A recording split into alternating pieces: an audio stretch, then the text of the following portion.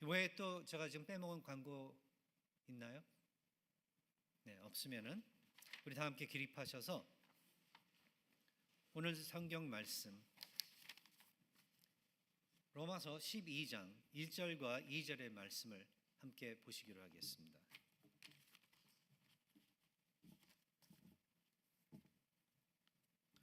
오늘은 딱 두 절이기 때문에 우리 다 함께 목소리 합쳐서 같이 읽어보기로 하겠습니다. 하나, 둘, 셋. 그러므로 형제들아, 내가 하나님의 모든 자비하심으로 너희를 권하노니 너희 몸을 하나님이 기뻐하시는 거룩한 산 제물로 드리라. 이는 너희가 드릴 영적 예배니라. 너희는 이 세대를 본받지 말고 오직 마음을 새롭게 함으로 변화를 받아 하나님의 선하시고 기뻐하시고 온전하신 뜻이 무엇인지 분별하도록 하라. 아멘. 하나님의 말씀입니다. 앉아주시기 바랍니다.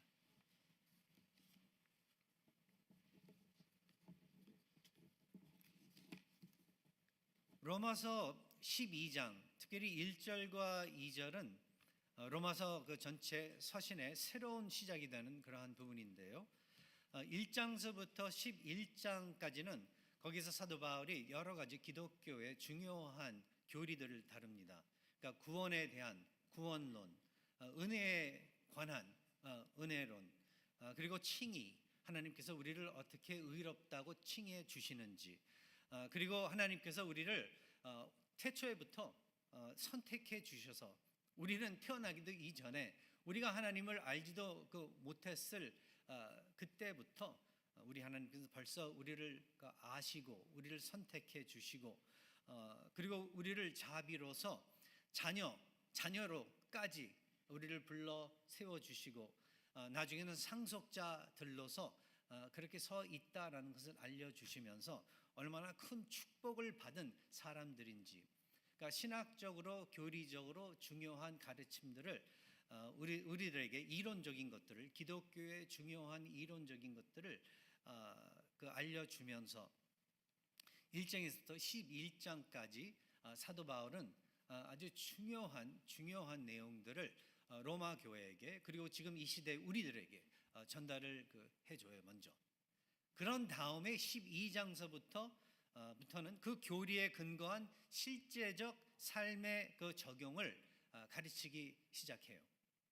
거기에 첫 부분이 로마서 오늘 12장 1절과 2절의 말씀인 거죠. 그래서 여기서 그러므로라는 이 단어, 이게 중요해요. 그래서 therefore, 영어로는 그렇게 표현을 하고 있죠.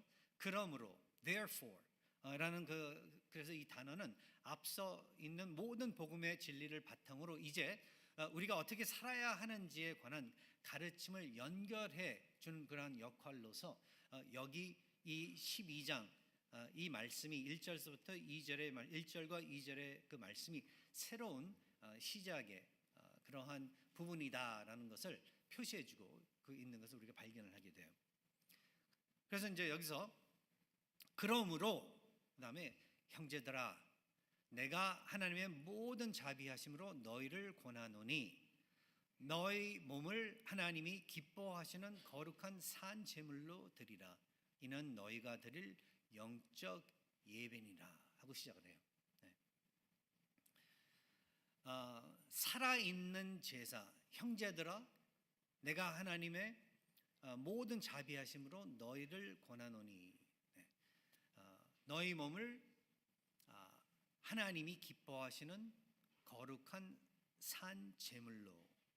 그래서 먼저 살아있는 제사에 관한 것을 먼저 우리가 생각을 해보고 싶어요. 산 제물로 드리라고 그렇게 이야기를 하고 있는데, 하나님께서 기뻐하시는 거룩한 산 제물로 드리라고 이렇게 이야기를 하고 있는데, 그 뜻이 바로 살아있는 제사를 드리라는 거예요. 살아있는 제사를 드리라, 하나님에게. 이 구약의 제사는 어떤 제사였죠? 여기 지금 사도 바울이 이야기하고 있는 그 말씀해 주는 이 내용과 비교를 했을 때 구약의 제사는 어떤 거였죠? 만일 사도 바울이 산 제사를 지금 요구하고 있다면은 구약의 제사는 죽은 제사였었어요. 그러니까 뜻은 무엇인가? 죽은 제물을 사용한 제사였다는 거예요. 그런데 이 신약의 제사는 살아있는 제물을 드리는 그런 제사인 거죠. 이것을 사도 바울은 우리 믿는 사람들에게 예수 그리스도 안에서 이제 거듭난 그 사람들에게 이야기를 하고 있는 거예요. 요구를 하고 있는 거예요. 너희들이 만일 하나님의 은혜를 깨닫고 구원을 입고 하나님의 자녀들로서 하루하루를 살아가고 있다면은, 정말 하나님의 상속자들이라면은, 사람들이라면은, 그렇다면은 이제 하나님 앞에 나올 때 살아있는 제물로서 산 제사를 하나님께 드리라. 그렇게 지금 지시를 하고 있는 거예요. 살아있는 제사를 드리라. 그리고 살아있는 제사를 드리라는 그 뜻은 산 제물로 내 자신을, 나를 드리라라는 그 뜻은 이런 또 의미가 있습니다. 죽은 제물은 몇 번 사용을 할 수 있죠? 딱 한 번밖에 사용을 못해요. 근데 살아있는 제물은, 우리가 살아있는 제물로서 하나님께 살아있는 이 제사를 드린다라는 뜻은 한 번이나 딱 한 번에 끝나는 것이 아니라 매일매일 하루도 빠짐없이, 그렇죠? 자신의 몸과 삶 전체를 하나님께 드리는 지속적이고 전인적인 그러한 헌신을 의미하고 있다라는 것을 여러분들께서 기억을 해야 돼요. 뭐 일주일에 한 번 주일에 와서 예배 드리고, 그것도 예배도 뭐 우리가 요즘에는 딱딱 모든 교회가 시간 맞춰서 뭐 1시간에서 뭐 1시간 반, 길면은 그 정도 시간을 가지고 예배를 드리죠. 그거 한 번 드렸다고 그래서 근데 만족하라는 게 하라라는 그런 뜻이 아니라 함께 모여서 공동으로 이렇게 시간을 두고 예배 드리는 이 예배 시간도 중요하지만, 그러나 우리 믿는 사람들의 그 삶의 모든 그 시간이, 우리 존재의 그 모든 면이 하나님께 전적으로 지속적으로 드려지는 그러한 예배의 존재, 우리들이 그러한 존재가 되어야 된다라는 것을 의미하고 있다는 거예요. 그러니까 잊어먹을 수가 없는 거죠, 하나님을. 그렇죠? 그러니까 교회는 다니는데 하나님을 믿지 않는 사람들 너무나도 많습니다. 예. 이름표는 기독교인이라고 그렇게 이야기를 하지만, 달고 다니지만, 그런데 하나님 보실 때 좀 거듭나지 않은 사람들도 너무나도 많은 것을 우리가 알게 돼요. 교회에서도 뭐 사람들이 뭐 100이 오면은 그 중에 몇 프로만 진실로 하나님을 믿고 거듭난 사람들이지, 거기에 또 어떤 퍼센테이지는 그저 겉으로만 믿는 사람들이 있는 것을 여러분들도 잘 아실 거예요. 저희 교회 퍼센테이지는 제가 바라는 건 90% 이상일 것이다 저는 생각을 하고 있는데, 그건 모르는 거죠. 혼자서 착각하고 있는지는 모르겠죠. 오로지 하나님께서만 아시는 그러한 진리이겠죠. 그러나 바라는 것은, 목자로서 바라는 것은 이 교회에 참석해서 매주마다 예배를 드리고, 그리고 하나님께 기도를 올리고 찬양을 부르고, 그 외에 여러 가지 교회 생활에 소속된 그 모든 이벤트들이나 그 모임들, 거기에 참여하고 있는 여러분들께서는 100% 하나님께 여러분 자신들을 산 제물로 드려서 살아있는 그러한 제사를, 다시 말해서 예배를 드리는 그러한 우리 교회, 우리 한 분 한 분 되시기를 바라는 바입니다. 그래서 전적인 헌신의 부름을 사도 바울이 1절에서 이야기하고 있는 거예요. 그러므로 지금까지 하나님께서 어떻게 당신들을 사랑하시고 구원해 주셨는데, 이러한 것들을 이제 내가 가르침대로 깨달았다 그렇게 생각을 한다면은, 그러면은 이제 하나님께서 이제 기뻐하시는 거룩한 산 제물로 너희들을 드리라. 하나님께 그렇게 드리라. 그 이야기를 하고 있는 거예요. 그리고 거룩하고 기뻐하는 제사에 대해서 잠깐 우리가 또 다루고 넘어갈 수 있다면은, 이 제사는 하나님께 구별되어 드려지는 것이다. 왜냐하면 거룩이라는 말, 하기야스라는 그 단어 그 자체가 구별되어 있다라는 의미를 가지고 있기 때문에, 헬라어 하기야스, 그렇죠?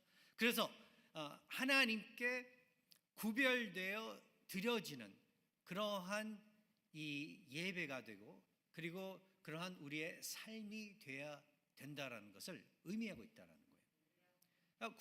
그러니까 구별을 어떻게 한다는 거예요? 그러니까 이 세상의 흐름과 이 세상의, 그러니까 하나님 그 은혜와 사랑, 하나님의 그 믿음에서 분리된 그러한 것들과 분리돼서 구별돼서 그렇게 하나님께 예배를 드리고 하나님께 우리 자신들을 맡기라는 그러한 의미입니다. 그래서 이러한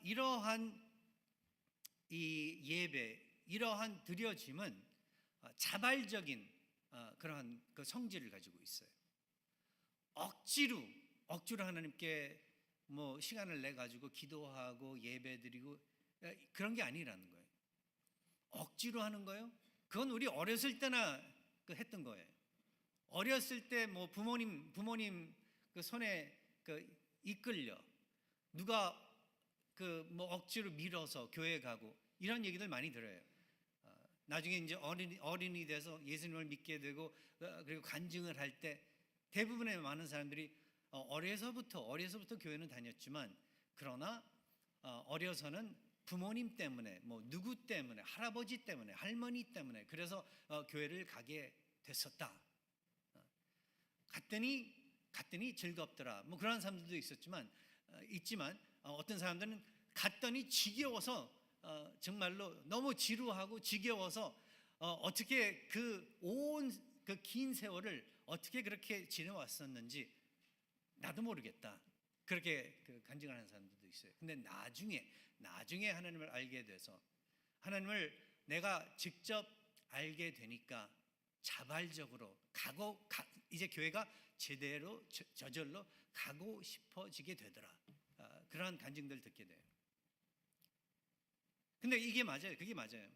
하나님을 진짜로 믿게 되면은 하나님 앞에 나아가는 것이 기쁜 것이 되게 돼요.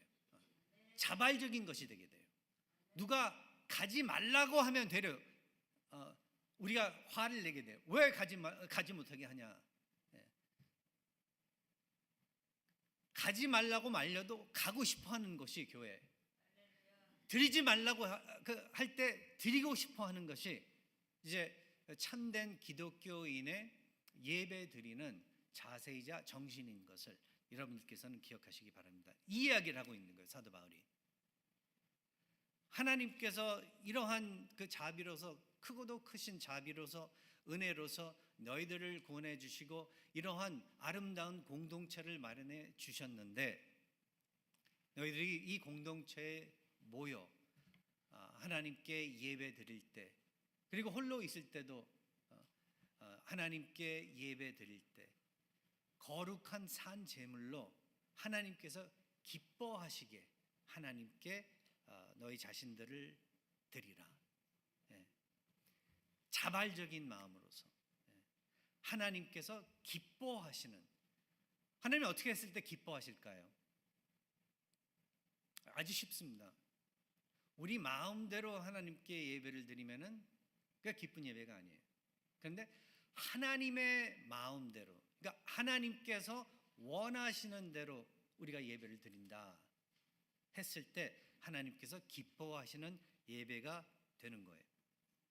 그래서 그것에 대해서는 뭐 2절에 조금 더 설명을 하겠지만 항상 초점이 하나님께 맞춰져 있어야 돼요. 우리는 많은 교회들이 이 세상에 존재를 하고 있지만 그 중에는 정말 하나님께서 원하시는 대로 하나님이 중심이 돼서 드리는 그러니까 그 예배를 드려지고 그리고 교회가 운영되는 그러한 교회들이 있는가 하면은 또 많은 교회들이 하나님 중심이 아닌 인간 중심, 그 사람들의 어떤 그 테이스트와 생각의 중심이 돼서 교회가 운영되는 그러한 교회들을 발견을 하게 돼요. 그래서 한때는 미국에서도 뭐 그런 교회들이 seeker sensitive, 뭐 아니면 seeker friendly, 아니면 seeker centered worship이라는 그러한 이름을 가지고 예배도 드리고 사역들을 했었던 그러한 경우들을 발견을 하게 돼요. 특별히 70년대, 80년대 그것이 상당히 인기를 끌었었죠. 그러니까 오는 사람들, 교회를 찾고 있는 사람들에게 중심을 두고 교회를 운영하는, 예배를 드리는 그러한 경우들이 있었거든요. 그러다가 보니까 교회에 정말 특별히 주일 예배가 하나님께 드려지는 예배가 아니라, 그리고 믿는 사람들을 사실 위주로 중심으로 드리는 예배가 아니라 그저 늘 의도는 좋습니다.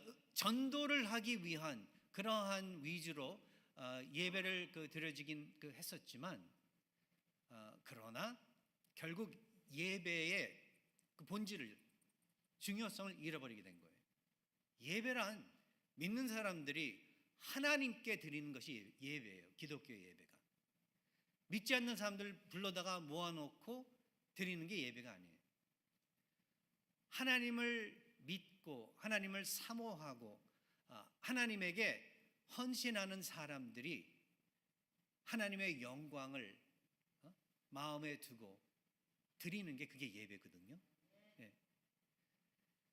그래서 그러다가 보니까 예배의 모습이나 아니면 예배의 요소들이나 이런 것들이 상당히 그 세상화 됐었던 것을 발견을 하게 돼요.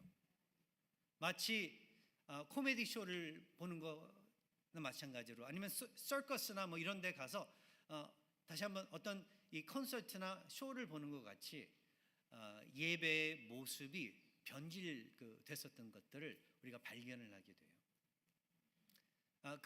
그러자 그러한 이제 지적들을 받으면서 그렇게 했었던 많은 교회들이 또 회개를 하고 정신을 차리고 아니다, 하나님 중심으로 예배를 드려야 한다.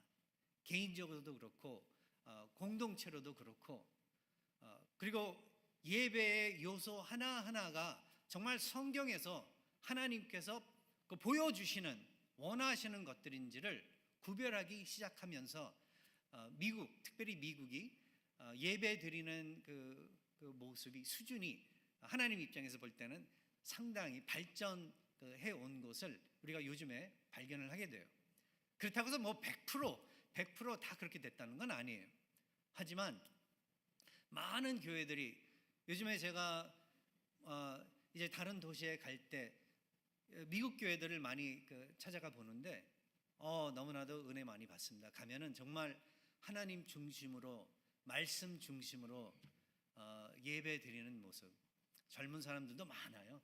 미국 교회들 보면은 그러한 부흥하는 그러한 모습들을 보면서 가서 얼마나 위로받고 치유받고 오는지 모르겠습니다.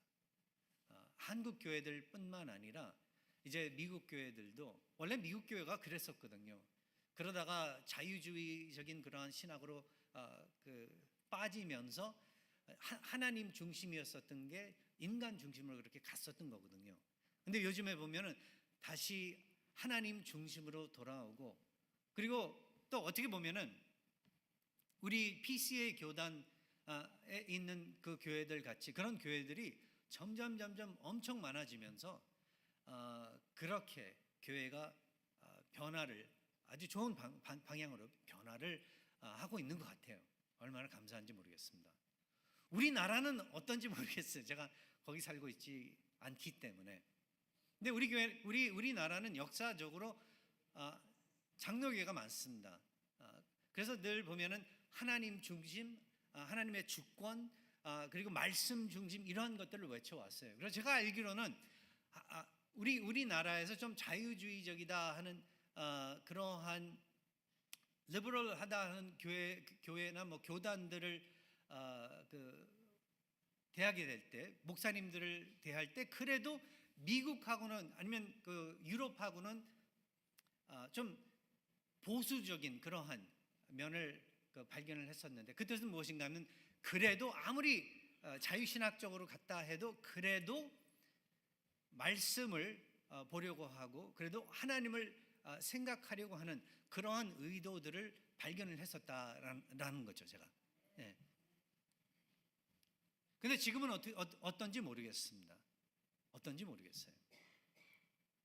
근데 뭐 거기까지 우리가 걱정할 건 없고, 우리 자신들을, 이 교회를 놓고 우리가 염려하면서 기도하면서 우리 자신들을 점검하고, 하나님께서 보시기에 우리 교회가, 우리 하나하나가 정말 하나님께서 기뻐하시는, 하나님 중심이 되는 그러한 살아있는 예배를 드리고 있는지, 이걸 우리가 생각을 해야 된다는 거예요. 그러면서 여기서 이것이 너희가 드릴 영적 예배다라고 사도 바울이 이야기를 하고 있습니다. 영적 예배. 근데 이 많은 학자들의 이제 이 풀이를 읽어보면은요, 이 영적 예배, 영어로는 spiritual act of worship이라고 그렇게 번역을 하고 있는데, 이게 번역이 좀 안 됐다라고 하는 학자들이 많습니다. 왜냐하면은 이 헬라어 원어는 로기코스라는 그러한 단어를 쓰고 있기 때문에, 로기코스. 그러니까 영어로는 이 로기코스라는 이 단어가 사실 문자 그대로 번역을 한다면 logic이라는 그 단어가 여기서 오는 그 말이거든요. 로기코스.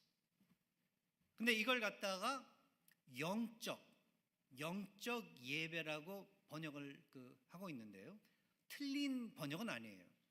그런데 그렇다면 이 영적, 우리가 영적이라는 단어를 쓸 때 무슨 의미를 가지고 영적이라는 단어를 써야 되냐, 우리가 질문을 했을 때, 로기코스라는 이 단어를 우리가 이해를 할 때, 다시 한번 설명을 한다면, logic, 영어로이라는 이 단어를 생각을 하면서 의미를 우리가 한번 마음에 새기고자 한다면은, 합리적, logical, rational, 그렇죠? 합리적이라는 그러한 뜻을 가지고 영적이라는 이 단어를 생각해 볼 때 아주 완전히 다른 이해가 있다라는 것을 우리가 발견을 하게 돼요.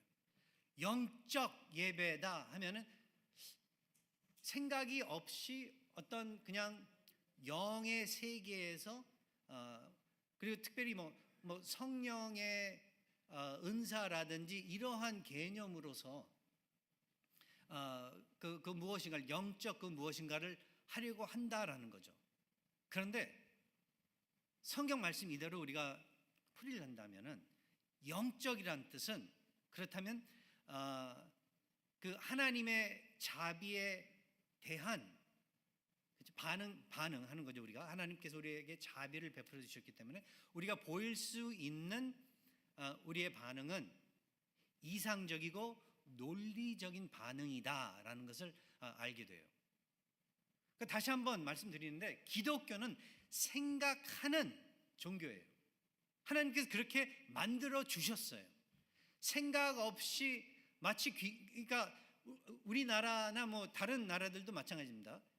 기독교 아닌 다른 종교에서 신들린 사람들 같이 막 정신 나간 사람들 같이 주문 외우고 그러한 종교가 아니라는 것을 갖다가 우리가 기억을 해야 된다라는 거예요. 기도를 뭐 할 때도 보면 한 마디라도 의미가 있는 그러한 기도, 우리가 알아들을 수 있고 이 대화가 될 수 있는, 다른 사람들이 들어도 이해가 될 수 있는 그러한 성격의 기도를 드리라고 예수 그리스도께서는 말씀을 하셨어요. 기도할 때 그렇게 하라고.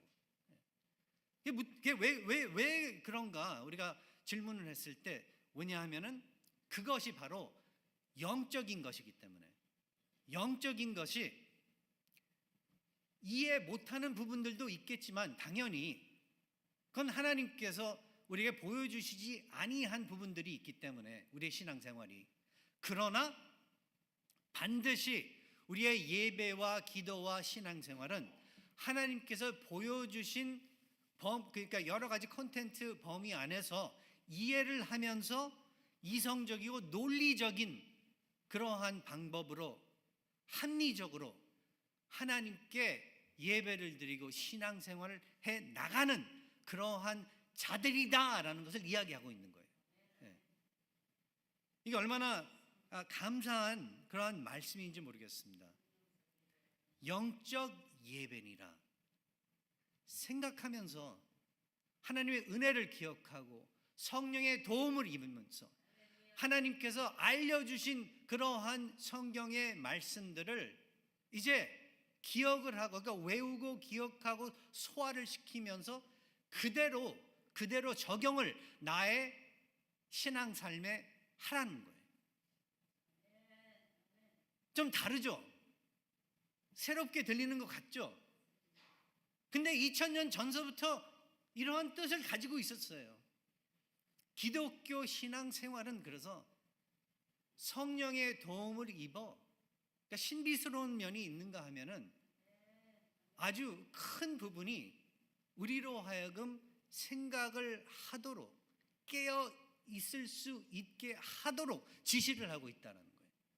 늘 깨어 있으라고 그러잖아요. 그게 뭐예요? 예. 생각을 똑바로 가지라는 거예요. 예. 그 이야기를 하고 있는 거예요. 예. 하나님의 자비에 대한 이성적이고 논리적인 반응, 이러한 반응을 가지고 전 인격적인 예배를 드리라, 이렇게 이야기를 하고 있는 거예요. 그러면서 이제 2절에 넘어가서 좀 더 구체적으로 너희는 이 세대를 본받지 말고 오직 마음을 새롭게 함으로 변화를 받아 하나님의 선하시고 기뻐하시고 온전한 뜻이 무엇인지 분별하도록 하라. 이제 그렇게 이야기하는 거예요. 첫 번째, 그래서 세상에 순응하지 말라. Do not conform. conform이란 그 영어 단어를 쓰고 있습니다. 영어 성경은. Do not conform. 세상에 순응하지 말라. 그러니까 이 세대를 본받지 말라라는 뜻은 세상에 순응하지 말라라는 그 뜻을 가지고 있다라는 거예요. 여기서 그렇다면은 세대 순응하지 말라. 이 세상이 순응하지 말라 했을 때는 이 세대의 가치를 받아들이지 말라, 따르지 말라라는 거죠. 우리가 깨어 있지 않으면은, 그러니까 생각하지 않고 살아간다면은, 정신 차리지 않고 살아간다면 이 세대, 이 세상의 가치관을 우리가 받아들이게 그렇게 돼 있어요. 생각하지 않고 살면은. 그러나 생각하고 매일매일 깨어서 우리가 살아갈 때에 이 세대의 가치와 하나님의, 그러니까 이 세상의 가치와 하나님의 가치를 우리가 구별할 수 있게 그렇게 되는 거거든요. 그래서 바울은 이 세대를 따라가지 말라고 이야기하면서 여기서 이 세대, 하나님을 믿지 않는 사람들이 보통 중요하게 여기는 생각과 행동 방식, 그것을 따르지 말라라고 지금 지시를 하고 있는 거예요. 그러니까 하나님께서 알려주신 하나님의 그 은혜, 구원, 이런 것들 다 이해를 한다면, 받아들인다면, 그러므로 너희들은 그렇다면은 세상에 순응하지 말라. 하나님이 원하시는 것과 이 세상의 가치관, 이것을 분별하면서 구별하면서 살아가는 거룩한 하나님의 백성이 되라는 거예요. 본받지 말아야 할, 그래서 세상의 가치 너무나도 많습니다. 그러나 크게 몇 가지 이야기를 드린다면, 첫 번째, 자기만을 생각하는 이기주의적인 그러한 마음. 많은 사람들이요 그렇게 살아가요, 이 세상에. 근데 이게 이 세상의 가치관이에요. 자기 중심, 내가 먼저가 되어야 되는 것. 이게 이 세상의 가치관입니다. 자기만 중요하게 여기고 다른 사람이나 하나님은 신경 쓰지 않는 그러한 태도. 내가 하고 싶은 대로만 하고 내 만족만 추구하는 그러한 마음, 이 가치관을 가지고서는 하나님께서 기뻐하시는 예배를 드릴 수 없다라는 것을 사도 바울은 이야기하는 거죠. 아까 제가 말씀드렸죠. 참된 예배는 하나님이 중심이 되어야 되는 거예요. 그래서 인간 중심이 돼서는 안 되는 거예요. 사람들이 어떻게 예배를 드리고 어떻게 뭐를 짜야 되고 어떻게 해야지만 좋아하기 때문에 그래서 설교도 그렇게 준비를 하고 그래서는 안 된다라는 것을 이야기하고 있는 거예요. 사람들이 기뻐하는 대로 예배를 디자인하지 말고 하나님께서 기뻐하시는 그러한 것들이 무엇인가를 궁리하면서 예배를 구성하라는 거예요. 바로 그거예요. 자기만을 생각하는 마음, 이걸 본받지 말라는 거죠. 그리고 두 번째, 돈, 인기, 성공, 이런 것들을 그러니까 이런 것들만 중요하게 생각하는 것, 이게 세상의 가치입니다. 이것도 하나님을 모르면은요, 그 다음으로 중요한 게 바로 이런 것들이에요. 물질적인 거, 인기, 성공, 세상이 말하고 있는 성공, 이런 것들이에요. 성공 위주. 근데 하나님을 믿게 되면은요, 하나님을 알게 되면은요, 우리 성공 위주가 아니에요. 많은 경우에 실패 위주로 갈 때도 있습니다. 실패도 감사로 받아들이게 그렇게 하시는 우리 하나님이 계시기 때문에. 돈을 많이 버는 거, 유명해지는 거, 높은 자리에 오르는 것, 이것만이 인생의 목표로 삼는 그러한 태도, 이거 버리라는 거예요. 이거 버리라는 거예요. 이런 것들이 행복의 기준이 되어 버린다는 것이 얼마나 불행한 것인지를 사도 바울은 알고 있었기 때문에 여기서 이 로마교 교인들에게 지시를 하는 거예요. 우리들에게 우리 하나님께서는 이 말씀을 통하여 또 다시 한번 기억을 할 수 있게 그렇게 해주시는 거예요. 교회를 나오면서도 예수님을 믿으면서도 근데 이 유혹이 너무나도 크기 때문에 이 세상 살다가 이것 때문에 제대로 하나님의 일을 하지 못하고 이것 때문에 성도들 사이에 마음 상하고 이것 때문에 기쁨을 누리지 못하고 하나님을 즐거워하지 못할 때가 너무나도 많기 때문에 그렇다라는 거죠. 그 다음에 또 옳고 그름을 무시하는 태도. 우리가 살고 있는 이 세상은 상대적인 그러한 세상이에요. 나쁜 일도 괜찮게 생각하고 도덕이나 양심을 가볍게 여기는 그런 세상에 우리가 살고 있습니다. 근데 그러한 마음을 품지 말라라는 거예요. 우리는 늘 무엇이 옳고 무엇이 틀리고 무엇이 의로운 것이고 의롭지 못한 것인 이것을 늘 생각하며 살아가는 사람들로서 하나님께서 세워주셨기 때문에 거짓말, 미움, 욕심, 싸움, 부모님께 불순종하는 것 이런 것들 10계명에 나와 있는 그대로의 내용들 이런 것들을 우리는 심각하게 생각하는 사람들이라는 거죠. 가볍게 그냥 넘어가는 것이 아니라 그냥 상대적으로 그렇게 다루는 것이 아니라 진리를 내가 만들어내 가는 것이다라고 주장하는 이 세상을 우리는 맞서 아니다. 진리란 오로지 내가 만들어내는 것도 아니고 네가 만들어내는 것도 아니고 진리란 오로지 우리 하나님께서 정의 내려주시는 것으로서 절대적인 것이다 라는 것을 우리는 주장하면서 살아가는 사람들이라는 것을 이야기해 주고 있는 거예요. 그리고 또 그 다음에 이 세상의 가치 겉모습만 중요하게 생각하는 것 겉모습만 중요하게 생각하는 것 요즘에 그런 세상에 살고 있지 않나요 우리가? 정말 그렇죠. 네, 그렇습니다. 진짜 마음이나 속사람보다는 남들에게 어떻게 보일지만 신경 쓰는 것 깊이 생각하지 않고 그냥 유행이나 남들이 하는 대로 따라가는 그러한 태도 이러한 것들을 이러한 가치를 버리라는 거예요. 많은 젊은이들이 그래서 너무나도 좋은 이 그 배필들을 포텐셜 배필들을 놓쳐요. 겉모습만 보다가. 그리고 겉모습만 보다가 불행한 결혼 생활에 들어가게 돼요. 신앙, 뭐 교회를 다녀도 신앙 생각하지 않고 그냥 아무나 결혼하는 경우들도 많이 찾아보게 돼요. 나중에 가서는 불행하게 돼요. 하나님과 예수 그리스도의 자비 무시하면서 살아가는 그러한 모습. 겉으로만 모든 것이 평탄하면 다 괜찮은 것 같이 생각하는 그러한 가치관 버려야 된다는 것이죠. 그래서 변화를 받으라. 내 속에 근본적 변화를 이야기하고 있습니다. 즉 복음과 성령에 의해 생각과 가치관이 이제 전적으로 새롭게 되는 것. 마음을 새롭게 함으로 변화를 받아 하나님의 선하시고 기뻐하시는 온전하시고 온전하신 뜻이 무엇인지 분별할 수 있는 그러한 사람들이 되라. 마음의 새로움.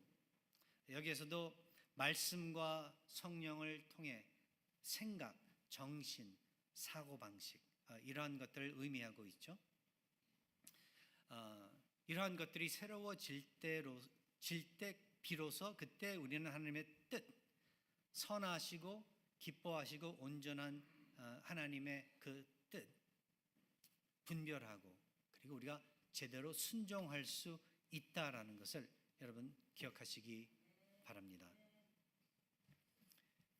로마서 12장 1절과 2절은 그래서 복음의 자비에 근거한 전적인 헌신, 삶 전체를 드리는 예배, 세상과 구별된 변화된 삶 이러한 것들을 요구해요.